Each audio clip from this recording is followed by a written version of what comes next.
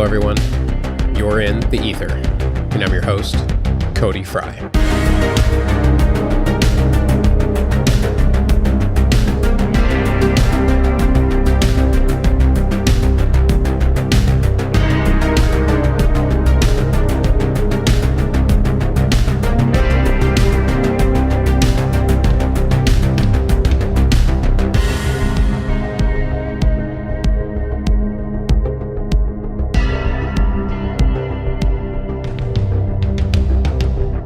Hey, welcome back, everybody, for Season 1, Episode 3.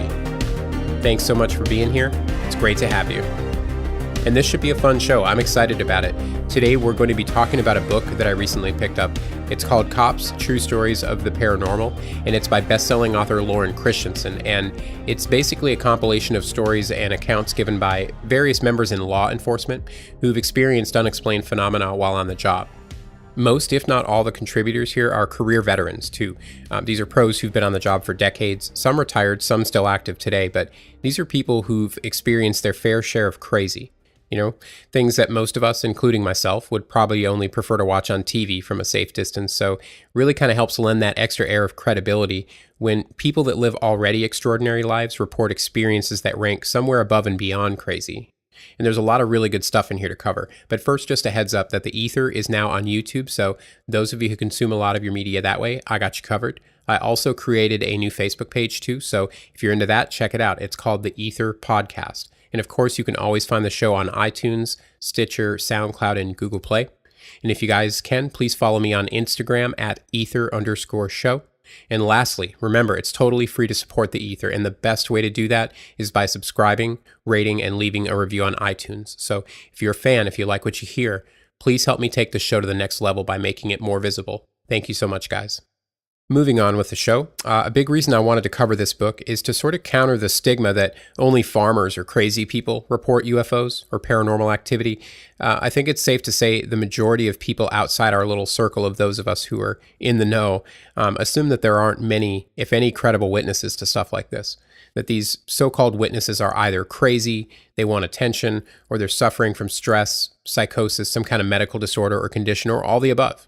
And I get it. It's easier to assume that than change one's whole worldview. Well, every single one of those assumptions are completely wrong. The fact is, there are a great deal of credible witnesses to unexplained phenomena, people that are in a position to gain nothing at all by telling their stories. Quite the contrary. In fact, they're the ones with everything to lose. Did you know that it's quite common for many pilots, servicemen, and members of law enforcement to get demoted or worse because they went public with their stories? Again, this is common knowledge for those of us who've been into this stuff for a long time. You know, just dig into the reports. It's all there. In fact, look up the Japan Airlines Flight 1628 incident, where the captain of that flight was grounded because he didn't keep quiet. That's a real case with real consequences. And the everybody's crazy or delusional argument, well, that falls apart real fast because people in positions of authority, they don't share stuff like this and not get psychologically evaluated. Are you kidding? Of course they do. And the results almost always prove these people aren't crazy. Now, obviously, I'm not saying that there aren't some exceptions, but they're pretty minimal. You'd be surprised. You know, this is just one of those old dated and tired assumptions that I think we need to shine a light on and get rid of because it's not helping anything. So to sum it all up here, 1, sometimes things happen that your average physics professor, astronomer, or materialist can't explain away. And 2, sometimes these things are witnessed by career professionals who are trained to expect the unexpected, to detect lies and deceit, people that see more insane things in just a few years than most of us would ever see in our lifetimes. Men and women who are trained to identify any and all known aircraft in our skies because their safety and or our national security depends on them to know what's flying around up there. And I certainly don't mean to minimize the validity of average Joe or Jane here, not at all. In fact, I think that by acknowledging how many reports are made by not-so-average folks, that only strengthens the other reports, in my opinion. If an honest, upstanding police or military officer sees or experiences something, then why can't, I don't know, grandma or your neighbor see something, you know? I mean, witness testimony is enough to incarcerate someone or even worse, right? But it's not enough to bring some weight to these topics. I find that strange and a little frustrating. So this book is nice because it's kind of like a little nudge to those of us that perhaps assume too much. And I think it's good to be skeptical, don't get me wrong.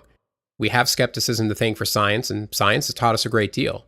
But if you're going to be a true skeptic, You have to be able to turn that skepticism toward yourself as well. Your assumptions and opinions, they're fair game too, just like everyone else's. And that's the way it has to be. Anything short of that is just confirmation bias, right? So, I hope you guys really enjoy these stories. I know I did. Without further ado, let's jump into Lauren Christensen's Cops, True Stories of the Paranormal, Ghosts, UFOs, and Other Shivers.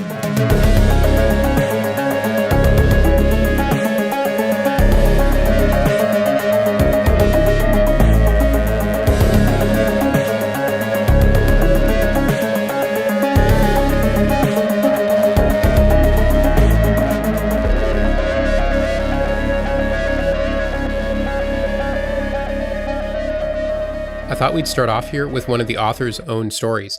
But before I do, let me give you a little background on him. Lauren is a U.S. Army veteran. He served as a patrolman in Saigon during the Vietnam War.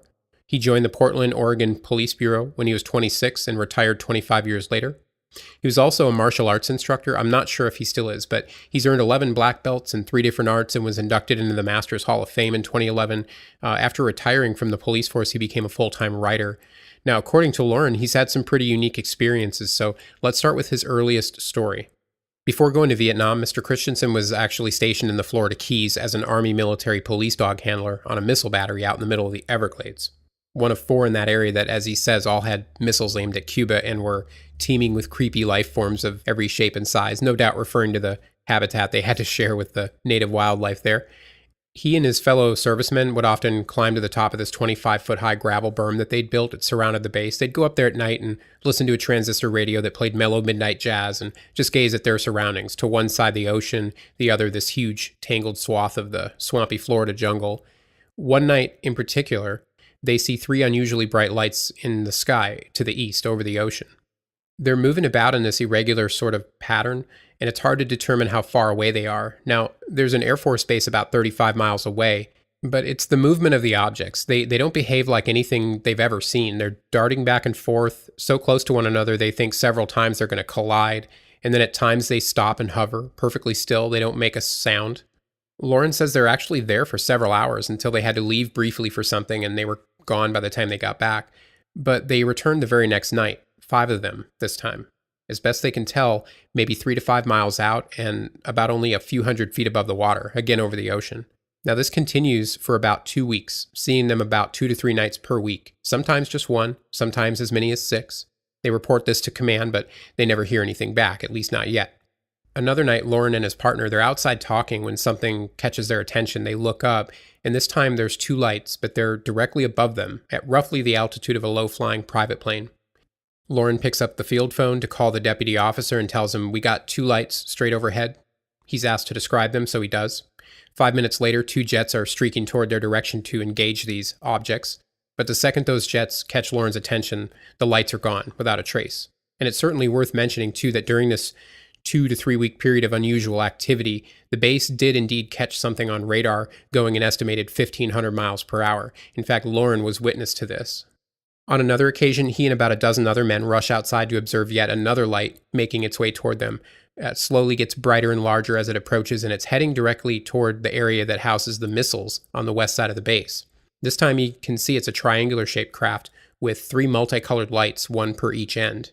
It slowly passes directly overhead, no more than 200 feet, close enough that Lauren can actually hear a perceptible hum coming from this object. Now this upsets one of the officers so much that he grabs his sidearm and starts shouting hysterically and incoherently. They actually have to wrestle the gun away from this guy and calm him down. All the while, there's this unusual, eerie silence as well. And this gets reported time and again with reports like this. And you have to understand, in the 10 months he's been stationed in the Everglades, Lauren has never not heard the sound, the constant cacophony of all the wildlife. They're noisy night or day, but now it's dead quiet. Even the service dogs are uncharacteristically silent. Lauren's dog in particular, he finds cowering up against a back wall hiding, and he has to coax him out, which is extremely unusual behavior for a highly trained service dog, and they're all acting in a similar way. The next morning, their captain, followed by Air Force brass, a lieutenant, another captain, a colonel, and a high-ranking sergeant, addresses the entire base. He gives 2 specific orders regarding the previous night's events. 1, you're not to shoot at these objects since we don't know what they are or what they're capable of. And 2, don't talk about it, not to anybody. Go back to your duties as usual, report sightings if and when they occur. Big surprise, right? So what does Lauren do? He waits until no one's around and uses the payphone in the hallway to call his parents. It was quite the experience for him and the other servicemen there, so I don't blame him. He just felt really compelled to share it with somebody.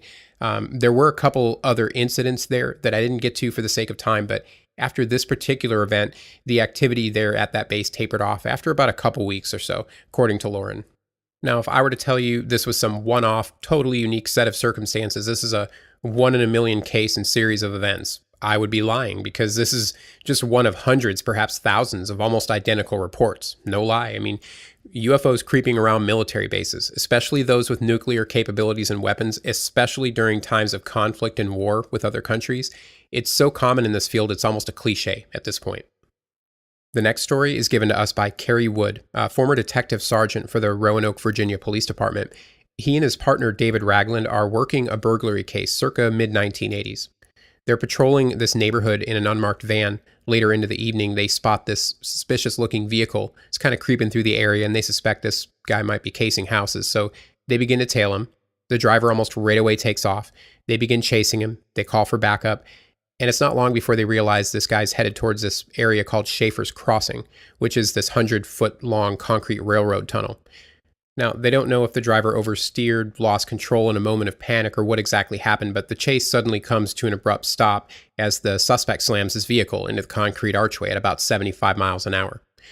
They're about 200 feet back when they see this happen. The driver's vehicle actually lifts up several feet in the air as a result of this sudden, violent impact, and they pull up to a stop behind the driver a little ways back, and at that moment, to their astonishment, a white male, about 5'10", stocky build, squeezes out of the small driver's window, seemingly unscathed, and he takes off on foot into the tunnel. Instinctively, both officers take off in a dead run toward the suspect, and they're in his sights. They never lose sight of him. They're both adamant about this. This is an important detail. Even though it's nighttime, the area is pretty well lit. As all three men are running full speed, the officers are actually gaining some ground on this guy, and they get close enough to where they can see him quite clearly. He's right there until he vanishes, completely disappears before their eyes. According to Kerry, there was never a moment where the suspect turned a corner and wasn't visible to them. There are absolutely no exits in the tunnel. They examine every inch of the passageway, and they're just completely dumbstruck. There's no way that just happened. Disconcerted, confused, still full of adrenaline, Kerry and David, they reluctantly head back to the tunnel entrance to the scene of this horrific crash. It's not long before they realize the man they were just chasing is in the driver's seat, dead. The steering wheel and dashboard had crushed his chest and likely killed him instantly. Same clothes, same description. This is the guy they just chased. They're 100% sure. The officers are shocked and they call their supervisor and tell him what just happened. His reply, leave that whole chasing a dead guy part out of the report. So Kerry and David have both since retired, and to this day, neither can explain what they saw or who or what they chased that night. Now, if that doesn't sound like something straight out of scary stories to tell in the dark, I don't know what does, right? The thing is, though, it didn't. It came from two police officers who, as far as I can tell, had nothing to gain by making it up. Neither ever wrote a book or anything. They barely even told a handful of people. So, true story? I don't know. But if it is, that raises a lot of questions, doesn't it? The next story comes courtesy of a woman named Colleen Formanek, who, prior to becoming a police officer, she worked security at a couple local hospitals. The book doesn't say where, but one of her duties there was overseeing the morgue, and it was pretty simple. All she had to do was check the temperature of the room every few hours, transport the deceased from their hospital rooms to the morgue, and process paperwork. Still pretty new there. In fact, it was on Colleen's first night on duty alone. She finishes her indoor patrol, and she begins to head down the cold, dark, maze-like hallway to the basement to perform a routine morgue check. And she gets to the main entrance, checks over what they call the body roster, and then she opens the heavy door to the walk-in cooler. And in shock, she just stares as she observes a dark but transparent shadow figure, about 6 feet tall, bending over one of the bagged bodies. And she also can't help but feel like the cooler just drastically dropped in temperature way below the normal temperature. And after just a few seconds, she closes the cooler door. She rushes out of the morgue and locks up the main entrance behind her, hurries down the hallway just to get away from that place. She's still in disbelief of what she just saw. Initially, she doesn't say anything to her supervisor. She's still new there and she doesn't quite know what to make of it anyway. But after a few weeks, she's a little more comfortable around her and eventually decides to tell her what happened that night. And of course, the supervisor, she smiles, laughs, and says, "Don't worry, you'll have plenty more experiences like that working in this place." She then adds some pretty poignant words here. She says, Understand that a hospital is a gateway between the living and the dead. We've all had things happen to us here. On another occasion, Colleen was called to remove the body of a man who had just died, which is pretty routine. So she calls her partner, who actually hates going anywhere near the morgue. I guess he's had some experiences there that he never talks much about, but she gets him on the radio, asks for his help, and to meet her in the patient's room. So then she goes and grabs a gurney and is about to head into the room, but notices the curtains still drawn. And of course, this is customary when someone passes so that the bereaved have some privacy. So Colleen then heads over to the nurse's station to pick up some paperwork, asks a nurse how much longer she thinks the family will be. She's told they all left about an hour ago, so she thinks okay, and she grabs the gurney, still without her partner. She heads back over to the room and opens the curtain. And there's an elderly man sitting on the couch, his head in his hands. A bit startled, Colleen manages to mutter, "Oh, sorry, I was told everyone had left," and she quickly steps back and closes the curtain when she bumps into a nurse right behind her. Noticing she's upset, the nurse asks what's wrong, and Colleen explains there's still a family member in there with him. He's mourning, and I wanted to give him some more time and privacy. Confused, the nurse pushes past Colleen and draws the curtain and says, "What? There's no one in here, see?" And sure enough, she can see the sofa's empty. Just the body of the deceased man lying in a zipped-up body bag on the bed. And Colleen's completely at a loss. I mean, where could this man have possibly gone, she wonders. It's then she feels something in the room with her, a presence. She's unsure what it is exactly, but she's pretty sure whatever it is watching her.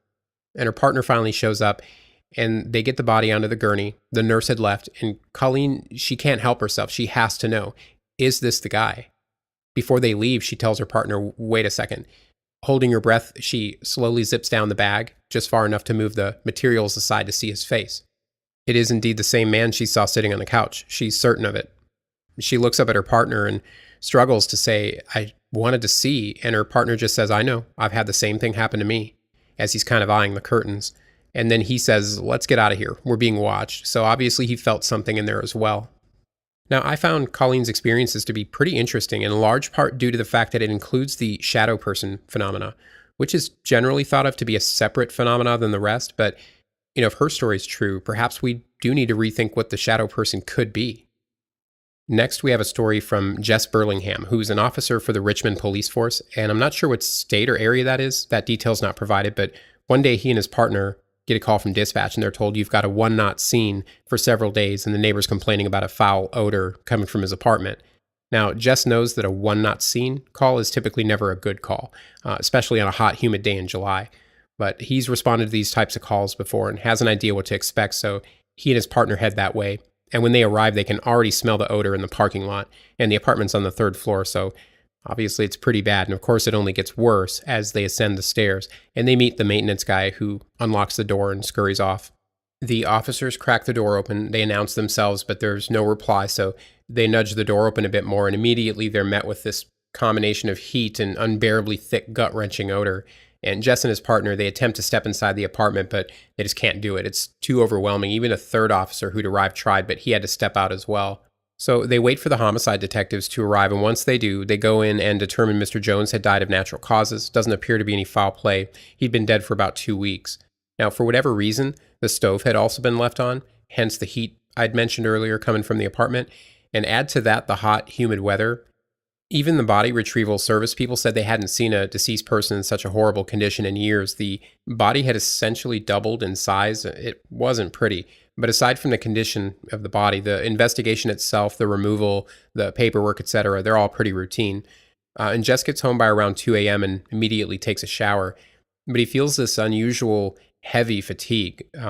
Given the circumstances, of course, he attributes this to the call, but it's more than that. There's something else, something he's never felt before on or off the job, this presence. It's hovering over him, and it's not just a feeling, it's this intense, tangible, overwhelming knowing and dread that something's trying to cling on to him. He lays down in bed and he tries to fight this off, but he keeps feeling what he calls this strange, oppressive energy. It's pushing down onto him deeper and deeper into his mattress, and it's just getting worse, and Jess nearly has a panic attack when he suddenly has this realization. He knows it's the man from the apartment, Mr. Jones, and somehow he just has this feeling like he desperately needs his help with something, like he's trapped. And Jess wakes up his girlfriend, who pretty much turns out to be a medium, but stay with me here. Jess says she asks several questions about the call, what Jess is sensing. She then begins a deep meditation and says she can sense the spirit's energy around Jess. Now, he does stop to point out, and I'm glad that he does, that he realizes how this may sound, right? Maybe a little new agey for some people. He admits that's not really a realm he understands very well, but it's one she's always been comfortable in, and he's seen her do this before, and he trusts her. So, you know what? I can respect that. Jess begins to relax some more as she continues to ask questions, and it's not really said if she actually communicates with Mr. Jones, or if so, how.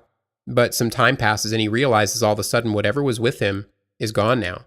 That incredibly weird weight had left him. Now, if that last part there, the medium girlfriend, if that hurt the story for you a little, I can see that. But to be fair here, we don't really know whether she's a true medium or if she's just a more spiritually perceptive, sensitive person than most, because that's not that uncommon, I don't think. Genuine mediums, though, are, as far as I know, not that common. You know, there's really no way to know for sure. It could be either or none of the above, but I wanted to include the story because it touches on another interesting phenomenon, spirit possession. Remember when Jess said he felt like some oppressive force was trying to cling onto him as pushing down onto him? I mean, I'll tell you, there's a lot of accounts out there that are just like his, and even more that just share the similar aspects, right? So stuff like this has to be questioned, but it also has to be considered, if for no other reason, the sheer multitude, of similarities across all these different reports. And speaking of spirit possession, Lauren, the author, he has another experience I want to share while we're at it here. A few years ago, he was approached to author a book for the TV show Ghost Hunters. So as part of the research, he and his wife, they decided to go to this huge, rather off-putting mausoleum. It's this massive complex that has 3 stories above ground, at least 3 or 4 more below ground. He estimates there's got to be thousands of bodies resting there, most of which are inside these big marble-covered drawers. He makes it a point, though, to mention how surreal it is that this place is so huge, yet so eerily quiet. You could literally hear a pin drop. And they've got their cameras and digital recorders hoping to capture orbs, EVPs, stuff like that. And this is actually their second visit to this place. They were there the week before, but they didn't have any luck. So this time, after about 90 minutes, something happens to them. Lauren's wife, she suddenly feels so fatigued and tired. All she can think to do is lay down on one of the marble benches and just go to sleep. It's out of character for her, to say the least. According to Lauren, the moment that fatigue overtook his wife, he's overcome with this sudden intense surge of anger, this hatred. It's totally out of character for him. And this isn't lost on them. They realize something's wrong, so they pack up and they leave. It's all Lauren can do to control himself as they make the 40-minute drive back home, but they finally get there, and once they do, they're both just drained. They're completely exhausted. They don't even have it in them to get out of the car. Now, they're not sure what the hell just happened, but the thought definitely crosses their mind that maybe they brought something back with them, and they wonder if it's a good idea to bring whatever that is into the house. So they just sit in the driveway until eventually his wife's energy returns and Lauren returns back to his usual happy-go-lucky self. I mean, they're both still a bit out of sorts, of course, but whatever they just experienced appeared to have run its course, thankfully. I found this one pretty interesting for a few reasons, but mostly because of the simultaneous onset of physical effects they both experienced, which again mirrors a lot of other similar reports. And I think if true, it lends a little extra weirdness and possible credibility to the story, We have time for one last quick story here, and this one comes from Kevin Falk, who's a public safety officer working at an old Oregon college built in the 1800s. He's making the rounds early one morning around 3 a.m. Of course, that's a pretty popular time for weird stuff to happen, right? He's doing a visual check of the surroundings when he comes upon the old theater building on campus, and he's always avoided this particular building as much as possible because apparently he and other personnel and students have had various unexplained creepy experiences there before. So this particular night, he walks inside the theater and he passes by a door he's never opened before. It's next to a storage room. On a total whim, this time he decides to open it. Curiosity, I suppose.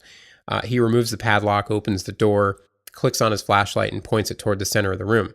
And the beam immediately falls on a black faceless mannequin right dead center in the room. He's a little taken aback, but he takes a few deep breaths and kind of forces a little nervous laugh. The mannequin then begins rotating on its metal base toward Kevin.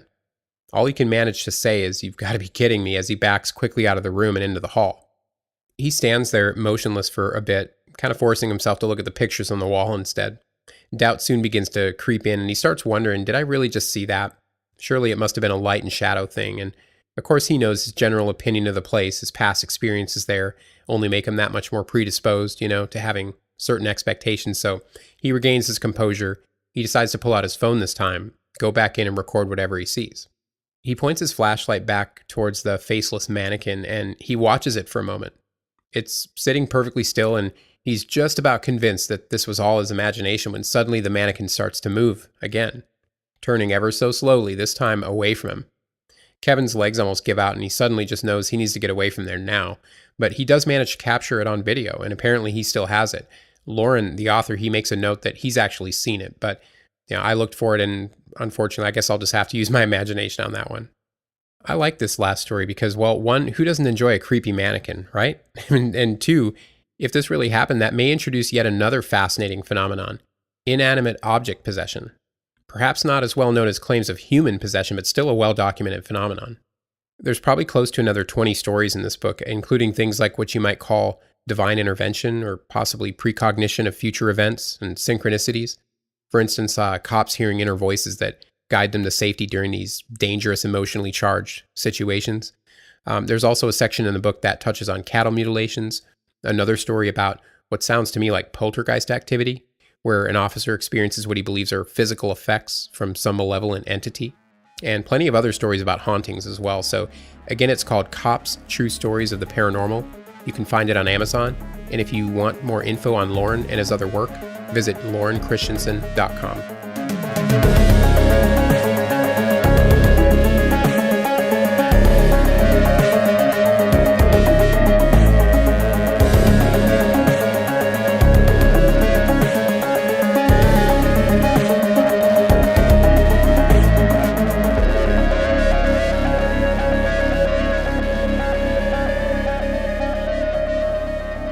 I gotta say, I liked this book, and I think it's a good read. I'd recommend it if you enjoy and appreciate a good story. I think by far, my favorite element of all unexplained phenomena are the stories. And I'm not on any quest to prove which ones are real or which ones aren't or which ones likely are. That's not my cross to bear. I try to maintain discernment, and for the record, I did make it a point in this episode to try to focus mostly on the more credible accounts, the ones with multiple witnesses, supporting evidence like radar, photos, etc. But in the end, it's ultimately up to each one of us how we interpret this stuff. We can decide to believe, disbelieve, have no opinion at all, or, and I think the fourth option is ideal here, at least for me, enjoy it, question it, entertain it, ponder it, and put it back on the shelf as an unknown. If something should later surface that either supports or debunks it, apply that information. It's really too easy to spin out once you start obsessing over these kinds of reports. Some people, they go over the edge and they never come back. That's a pretty precarious position to be in, right? I'd much rather disappoint someone who expects me to take a certain stance on something than force myself to make some, uninformed, baseless determination about something I can't possibly know.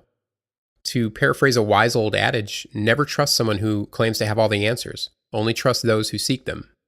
But again, that's just me, and I'd love to get your take on it. So email me at theethershow@gmail.com or find me on social media and send me a message. I'd love to hear your opinions. And guys, I'm really excited about next week's episode. I'm going to be chatting with the one and only Jim Perry, entrepreneur extraordinaire, producer and host of the UFOmet podcast. He's one of my absolute favorite guys, and I cannot wait to have him on. It's going to be a lot of fun. He's just a really intelligent, insightful guy, and I think you're going to enjoy our conversation. So follow me on social media if you want to get updates on that. It should be coming out soon. And if you like this show and you haven't heard his yet, you'll absolutely love UFOmet, I promise. And I'll make sure to let you know where you can find him in the show notes. So that's it for episode 3, guys. Thanks so much again for joining me in the ether. We'll see you next time.